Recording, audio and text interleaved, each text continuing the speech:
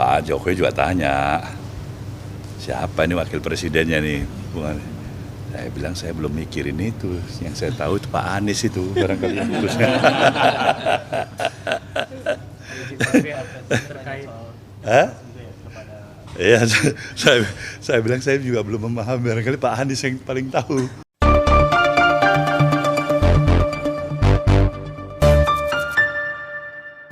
Selamat sore, berjumpa lagi dengan Om Ben. Salam seger waras selalu untuk saudaraku yang ada dimanapun.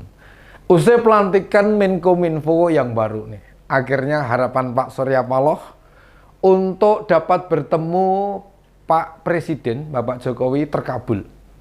Sebagai partai pendukung pemerintah, hanya Nasdem yang seperti gelandangan politik.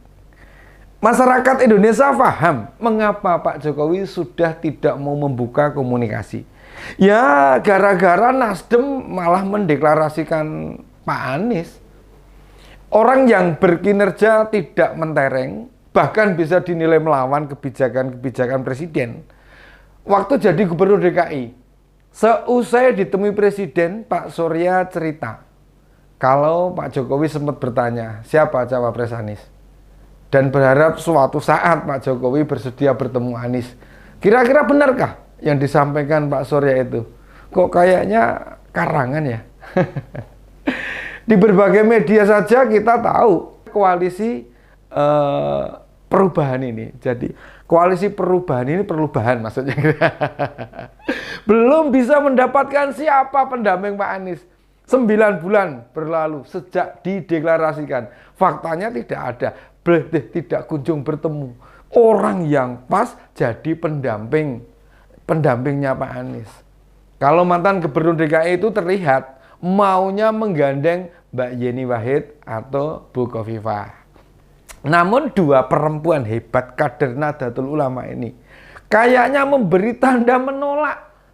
Makanya kita dibikin bingung. Apa hubungannya antara pernyataan Pak Paloh soal Pak Jokowi bertanya siapa cawapres Pak Anies, serta keinginan Pak Paloh suatu waktu kelak Pak Anies bisa bertemu Pak Jokowi. Nah, latar belakangnya tentu Menkominfo yang merupakan jatah Nasdem direlakan diberikan kepada relawan. Seakan-akan Pak Paloh pengen bilang jatah menterinya hilang satu. Tidak masalah. Yang penting Pak Presiden mau bertemu Pak Anies. Kan kalau parpol lain, jika kebetulan menteri kena masalah atau mundur disebabkan kondisi, maka parpol yang sama akan menggantikan. Contohnya nih Menteri Sosial dan Menteri Perikanan.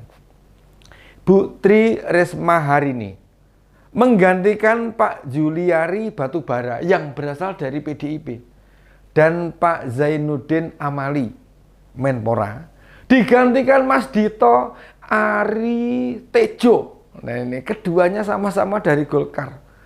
Sedangkan pemilik media Indonesia Group tuh merelakan jatah Nasdem diberikan kepada relawan. Ini pasti bukan perkara mudah. Di sisi lain, Pak Joni G. Plate, salah satu orang yang penting di Nasdem itu. Pak Joni G. Plate itu orang penting di Nasdem. Agak mengherankan bila Pak Surya ikhlas jatah Nasdem diberikan kepada selain Nasdem. Makanya keikhlasan itu berbau barter. Dan yang paling diajukan sebagai ganti, Pak Jokowi mau bertemu dengan Pak Anies. Padahal dalam perkiraan ini atau tanda-tanda yang diberikan Pak Jokowi, kemungkinannya sangat kecil Pak Anies bisa bertemu Presiden. Apakah Pak Jokowi lebih srek bertemu Pak Ganjar dan Pak Prabowo? Kebetulan keduanya juga masih punya jabatan. Makanya kalau disebut Pak Jokowi menganaktirikan Pak Anies, ya nggak bisa. Soalnya apa? Sekarang Pak Anies bukan siapa-siapa. Kalau dulu nggak banyak tingkah, bisa jadi tahun ini Pak Anies jadi salah satu orang yang juga didorong maju sebagai capres. Masalahnya jadi Mendikbud juga bertingkah lalu jadi gubernur. Bekerja dengan mengobrak-abrik apa yang telah ditinggalkan gubernur sebelumnya. Ya runyam. Agak mengherankan ini memang. Politisi sekaliber Pak Surya Paloh bisa tidak mampu melihat bagaimana kinerja Pak Anies waktu menjabat gubernur. Bukankah banyak program tidak terselesaikan, malah pilih urus sesuatu yang mestinya tidak substansial. Bagi peningkatan kesejahteraan masyarakat DKI, coba kita sebut penyelenggaraan Formula E, rumah DP 0, OKOC, dan lain sebagainya. Pak Anies tidak mencoba mengembalikan kepercayaan yang pernah diberikan kepadanya, terutama sewaktu menjadi Mendikbud. Kayaknya usai dicopot jadi Mendikbud, yang tumbuh malah dendam kesumat. Ya, emang kapasitas hanya segitu. Berbeda sama Pak Mahfud, sudah sangat dekat terpilih jadi cawapres, malah digagalkan pihak lain. Pak Mahfud mengakui kecewa, namun dirinya tidak dendam pada pihak yang sudah menjegalnya itu. Beliau adalah orang yang berjiwa besar, menerima takdir yang memang jadi jalan hidupnya. Jelas, Pak Mahfud selalu bekerja dengan serius dan banyak membantu Pak Jokowi. Upaya Pak Paloh mempertemukan Pak Jokowi dengan Pak Anies agak aneh juga. Memangnya kalau ketemu dengan Pak Jokowi tiba-tiba pendukungnya tambah begitu? Atau survei elektabilitasnya bisa nyalip Pak Ganjar dan Pak Prabowo, atau Mbak Yeni, atau Bu Khofifah, kemudian bersedia menjadi cawapresnya Pak Anies? Ya, jangan mengharap gitu, Pak. Ya. Koalisi Perubahan sepertinya tidak pede alias minder ikut Pilpres tahun depan. Termasuk ketidakpedean tersebut menular, menjangkiti pribadinya Pak Anies ini.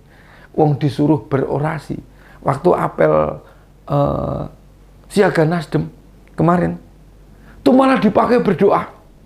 Itu menandakan dirinya ragu.